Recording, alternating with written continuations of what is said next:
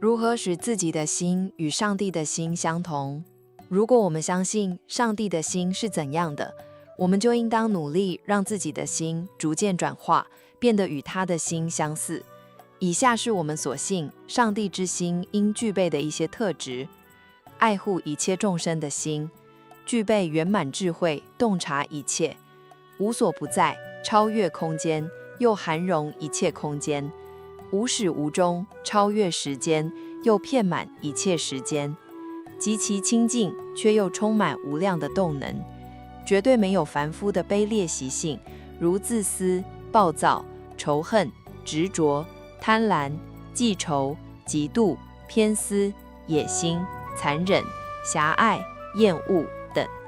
只充满种种崇高德性，如无私、宽容、公正、博爱、宽恕、灵活、施予、慷慨、平和、情静、安然、清凉等。